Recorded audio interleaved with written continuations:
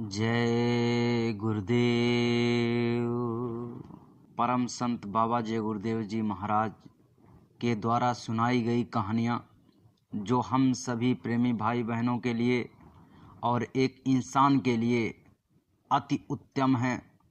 अगर हम इन कहानियों को अपने जीवन में एक मार्मिक रूप में अगर इनका अनुसरण करते हैं तो वास्तविक रूप में ये कहानियाँ हमारे आपके जीवन में एक नया आयाम ला देंगी।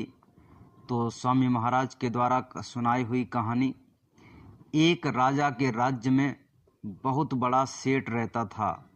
उसके पास अपार धन था। एक समय राजा ने सेठ को बुलवाया।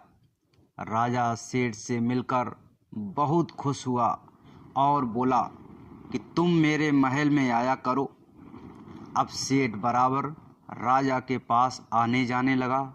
धीरे धीरे दोनों में गाढ़ा प्रेम हो गया। दोनों में कोई कपट नहीं था, दोनों ही निष्कपट थे। दोनों का यह प्रेम बहुत दिनों तक रहा। एक बार की बात है, सेठ और राजा में बात हो रही थी कि बातों ही बातों में राजा ने कहा कि भाई मैं एक चंदन का मंदिर बनवाऊंगा। बात आई गई हो गई। सेठ के मन में विचार आया कि चंदन की लकड़ी खरीदने के लिए राजा कहीं ना कहीं तो जाएगा, तो मैं लकड़ी खरीद लेता हूँ, क्योंकि मंदिर में तो चंदन की बहुत सी लकड़ियाँ लग जाएंगी। मेरे पास लकड़ी होगी तो मैं राजा को दे सकूँगा। यह सोचकर सेठ ने जहाँ से भी लकड़ी मिली सब खरीद कर स्टॉक कर लिया। अब उसके पास चंदन की लकड़ियों का बड़ा स्टॉक था। इसमें उसके पैसे भी बहुत सारे फंसे हुए थे। इधर राजा ने दोबारा कभी मंदिर की बात नहीं की। अब सेठ को गहरा सदमा लगा। सेठ सोचने लगा, मेरा तो बहुत पैसा फंस गया और राजा मंदिर नहीं बनवा रहा। इस बात को लेकर उसके मन में दरार पड़ गई। उसके मन में खटास पैदा हो गई। मन में जैसे भाव उपजते हैं, व्यक्ति का बोल व्यवहार भी वैसा ही बन जाता है। इस कारण राजा को सेठ का भाव समझने में देर नहीं लगी और अब दोनों एक दूसरे के जानी दुश्मन बन गए। लेकिन अचानक विचारों में परस्पर पैदा हुआ दुश्मनी के विचार पर भी राजा समझ नहीं पा रहा था कि इस दुश्मनी की जड़ क्या है। क्यों सेठ हमसे खफा हो गया? एक ही थाली में खाने वाले, एक ही साथ बैठने उठने वाले, ऐसा क्या हो रहा जिसकी वजह से सेठ हमसे खफा हो गया? पहले राजा अपनी बुद्धि जब काम नहीं आती थी, यानी राजाओं का जब दिमाग काम नहीं आता था, तो वो उस समय के जानकार यानी जगे हुए महात्माओं के पास चले जाते थे। वहाँ उसकी समस्या का निदान मिल जाता था। तो वह राजा एक महात्मा जी के पास में चला गया। राजा ने सेठ की सारी बात महात्मा जी को बताई और पूछा कि हम दोनों में यह दरार क्यों पड़ गई, ऐसा क्या हुआ? महात्मा जी दिव्य दृष्टि वाले थे, इसलिए वे उस दुश्मनी का राज जानने में उनको बिल्कुल भी दिक्कत नहीं हुई। परंतु वे विशेष बातों में ना उलझाकर राजा से सीधा उपाय बतलाते हैं, क्योंकि अगर वो सारी बातों को करने के लिए बैठ जाएंगे तो समय नष्ट हो जाएगा।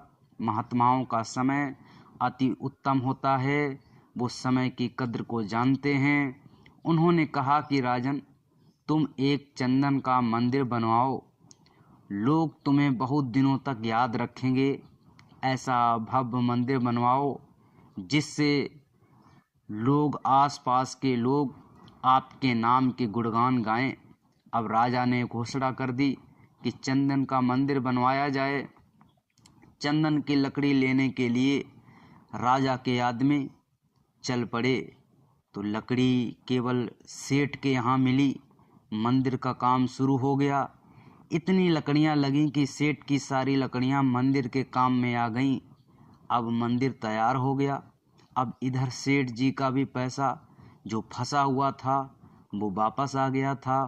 अब सेठ की सारी चिंता दूर हो गई थी, इसलिए अब उसके मन से राजा के प्रति दुश्मनी का भाव जाता रहा और दोनों फिर से दोस्त बन गए। राजा को महात्मा ने समझाया कि देखो, यह माया है, यह माया की छाया है। निष्कपट रहो, कोई दुराव छिपाव ना हो तो दोस्ती निभ जाती है, नहीं तो ये दोस्त दोस्त को अलग कर दे। मित्र मित्र, सहेली सहेली, रिश्ते नाते में खटास पैदा कर दे। पैसा मिल जाए, हिसाब पूरा हो जाए तो सब दुश्मनी खत्म। स्वामी जी महाराज कहा करते थे, देखो इसी पैसे की वजह से दोनों के बीच में दरार पड़ गई। मंदिर तो कर्जे को अदा करने का एक आधार था, एक तरीका था। सच्चे महात्मा कर्मों का लेन देन चुकाने के लिए कोई आधार खड़ा कर देते हैं। इससे देने वाले का भी देना और लेने वाले का भी लेना पूरा हो जाता है।